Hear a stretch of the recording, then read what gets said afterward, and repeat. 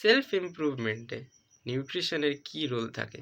মানে নিউট্রিশন বলতে সিম্পলি চলিত ভাষায় বাংলায় পুষ্টিকে বোঝায়। পুষ্টি মানে খাবার থেকে যে কম্পাউন্ডটা বেরোয়, যে জিনিসটা বেরোয়, যেটা আমাদেরকে হেলদি এবং বাঁচতে সাহায্য করে, সেটাকেই বোঝায়, আর কিছু না।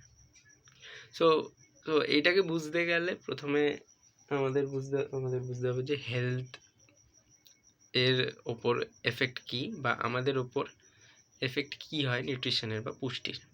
খাবার যেটা আমরা খাই সেটা আমাদের মাসলের টিস্যুতে ইমপ্রুভমেন্ট নিয়ে আসে। আমাদের ব্লাড সার্কুলেশন মানে রক্তের মধ্যে যে সার্কুলেশন হয় সেটাকে নর্মাল রাখে। আমাদের ত্বক, আমাদের চোখ, আমাদের চুল, আমাদের সব কিছুই, বেশিরভাগ মুখের স্ট্রাকচার, সব কিছুই মানে গঠন আর কি ভালো হয় এবং হেলদি হয়, আমরা হেলদি দেখতে হই। এগুলো তো প্রথম জাস্ট হেলথের বেনিফিটস। আমাদের লং টার্ম বেনিফিট হয়, সেটা হচ্ছে আমাদের লাইফ স্প্যানে হেলথটা ভালো থাকে এবং রোগ কম হয়, রোগ প্রতিরোধ ক্ষমতা বাড়ে, রোগ খুব কম হয় এবং আমরা হেলদিভাবে বাঁচতে পারি অনেকটা বেশি বছর। মানে হয়তো ভালো খাবার খেলে 1 বছরের জন্য সেটা 10 বছর বা 5 বছরের জন্য আমাদের লাইফ স্প্যানটাকে বাড়ায় এবং হেলথটাকে ভালো করে, ব্যাস। আর তারপরে আসে আমাদের কাজের উপর, কিন্তু কাজের আগে আসে মুড এবং এনার্জি মানে কিছুই না, আমাদের কাজ করার ক্ষমতা, এবং মুড মানে আমাদের কাজ করার ইচ্ছে। কাজের মধ্যে এবং অন্যান্য বিষয়েও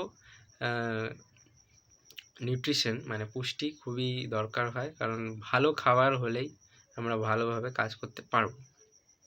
আমাদের যদি শারীরিক কাজ হয় তাহলে আমাদের ভাত, ডাল, আলু এইসব দরকার বেশি হয়। আমাদের যদি মানসিক কাজ বেশি হয় বা বসে কাজ বেশি হয়, শারীরিক ক্ষমতার জোরে কাজ না হয়, তাহলে আমাদেরকে বেশি খেতে হবে ডিম, মাছ, মাংস, দুধ, পনির, সয়াবিন, এইসব জিনিস বেশিরভাগটাই খেতে হবে। আর আসে আমাদের কনফিডেন্স এবং প্রোডাক্টিভিটি কিছুই না, প্রোডাক্টিভিটি মানে কাজ করা। আমি লিখেওছি এখানে যে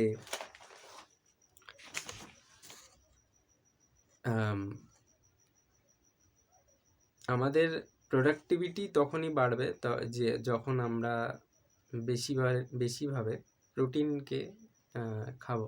অনেকের মাথায় এরম হয় যে প্রোটিন খেলে কিডনি ফেল হয়ে যাবে। না, হবে না। সেটা হতে গেলে রেয়ার জেনেটিক ডিজিজ দরকার হয়, মানে শরীরে যদি কোনো রেয়ার জেনেটিক ডিজিজ হয় তাহলেই একমাত্র ওটা পসিবল। না হলে নিজের মানে ওয়েটের 200 গ্রাম বা 300-500 গ্রামের মতো প্রোটিন রোজ খেতে হবে, তাহলেই ওরকম পসিবল যে কিডনি ফেল হয়ে যাবে। ওটা কেন হয় ওটা পরে কোনো ভিডিওতে আলোচনা করা যাবে। আর আসে আমাদের বেশি মানে প্রোডাক্টিভিটি মানে জাস্ট মাথা ফ্রেশ থাকে, আর কিছুই না। মাথাটা ফ্রেশ থাকে এবং কনফিডেন্স বাড়ে, পজিটিভ মাইন্ডসেট হয়, কাজটা বেশি হয়, আমরা কাজের ফোকাসটা ভালো করতে পারি। যেমন আমি এখন মানে ভিডিও বানাচ্ছি, সেটার জন্য একটা ফোকাস লাগে। এই যে লিখেছি আমি, এটার জন্য আমার ফোকাস লাগে। অনেকে প্রোক্রাস্টিনেট করে, কারণ হয়তো তাদের খাবারটাই ওরকম, তাদের খাবারে প্রোটিন খুব কম। তো নিউট্রিশনের মধ্যে সবথেকে বেশি যেটা দরকারি হয় সেটা হয় প্রোটিন। কার্বস নিশ্চয়ই দরকার হয়, কারণ কার্বস না থাকলে মানে এনার্জি থাকে না। অ্যাকচুয়াল এনার্জি দরকার হয় মানে শারীরিক ক্ষেত্রে, সেটা কার্বসের দরকার হয়। কার্বস মানে ভাত, ডাল, আলু এইসব। ফ্যাট হচ্ছে দরকার হয় বাঁচার জন্য, কারণ ফ্যাট এসেনশিয়াল জিনিস। ফ্যাট মানে এরম না ফ্যাট খেলে মোটা হয়ে যাবে, ফ্যাট বেশি খেলে মোটা হবে। তোমার বডি ওয়েট এর ওপর মানে তোমার যে ওয়েট, তোমার যে ওজন, সেই ওজনের ওপর একটা ব্যাপার হয়, সেটা হচ্ছে ক্যালোরি। ক্যালোরি মানে তোমার পুরো দিনের খাবার এবং পুরো দিনের খাবারের সেই মোটা বা ছোট ছোট ব্যাপার বা এনার্জি বল বা যাই হোক কিছু একটা, তো সেটাকে বলে ক্যালোরি। সে ক্যালোরিকে তোমাকে বুঝতে হবে। তো ক্যালোরিকে বুঝতে হবে তোমাকে নিজের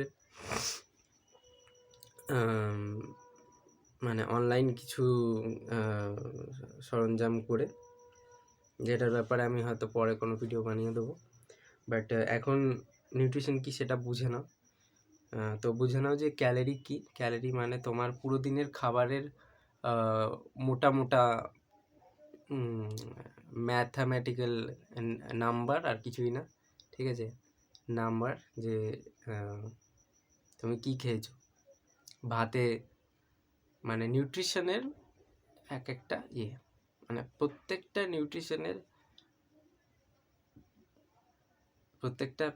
নিউট্রিশনের এক একটা করে ক্যালোরি হয়, এবং সেই ক্যালোরিগুলো মিলে টোটাল ক্যালোরি হয়।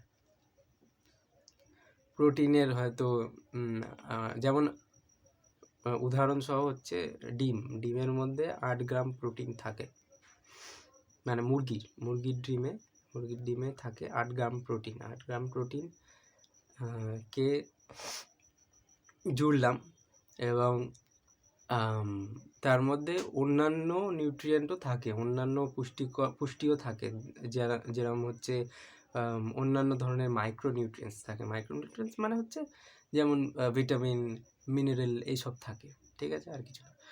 আর থাকে হচ্ছে ফ্যাট এবং কোলেস্ট্রল। সো এইগুলো মিলিয়ে, সব কিছু মিলিয়ে এইগুলোর যে সংখ্যাটা হয়, সেই মিলিয়ে সংখ্যাটাকে বলে ক্যালোরি।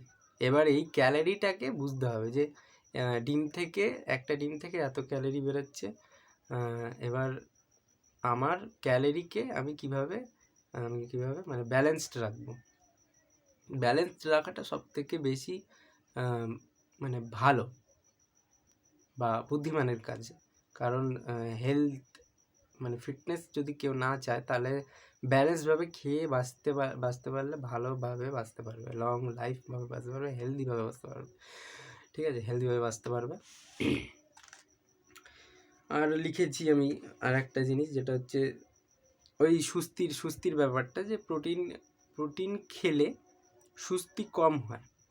দেখবে ডিম খেলে, তুমি যদি 2টো ডিম খাও বা 3টে ডিম খাও, তাহলে খাওয়ার পরে কিন্তু মানে খুব একটা সুস্থি লাগে না।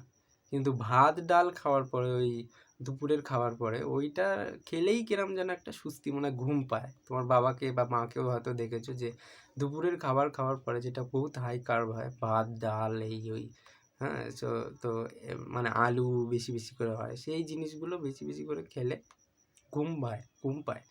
কেননা সেইটার এনার্জিটা, মানে একটা ক্যালোরিকে পচাতে গেলেও এনার্জি লাগে বডির মধ্যে। সেই বডির মানে ইজি টু ডাইজেস্ট জিনিসকে পচাতে গেলে অত এনার্জি লাগে না, এই জন্যই সুস্থি হয়ে যায় বেশি। অতটাও নলেজ নেই, তাও বললাম, মানে এটা অ্যাকচুয়ালি বেসিক নলেজ। আর হয় তোমাদের ফিটনেস, মানে যারা ফিটনেসে ঢুকতে চাও, তাদের জন্য নিউট্রিশন খুব বেশি দরকার হয়। আমি যখন জিমে গেছিলাম, তখন আমাকে একটা মানে ওখানে এই জিমের স্যার বলছে, তুই কি খাস? আমি বললাম বাড়ির খাবার। বলছে বেশি করে ভাত খাবি। ভাত খাবো? আমার সুস্থি লাগবে, ওটা কোনো কথা না। মানুষে মানুষে অ্যাকচুয়ালি নিউট্রিশনের ব্যাপারে কিছু জানে না। তারা এমনি এমনি মানে জাস্ট খায় আর বডি বানিয়ে নেয়। বেশ ওরমভাবে হয় নাকি? তো কনসিস্টেন্সি দরকার হয় মানে নিউট্রিশনের মধ্যে, কারণ একই খাবার বা এরকম খাবার হয়তো বোরিং লাগতে পারে। হেলদি খাবার খুব বোরিং হয়, এটা ঠিক কথা। ফাস্ট ফুড তাড়াতাড়ি বানায় লোকে এবং তাড়াতাড়ি খাওয়া যায়, কারণ ওটা আমাদের একটা হরমোনকে খুবই স্টিমুলেট করে বা উপরে ওঠায়, যেটাকে বলে ডোপামিন। সেটাকে হ্যাপি হরমোন বলে, সেটাকে রিওয়ার্ড সেন্ট্রিক হরমোন বলে। কারণ আমরা যখন কোনো রিওয়ার্ড পাই তারপরে সেই হরমোনটা আমাদের রিলিজ হয়। কোনো ধরনের পুরস্কার পেলাম, সেটাতে আমাদের ডোপামিন হয়। তো এরকমই, আর কিছুই না।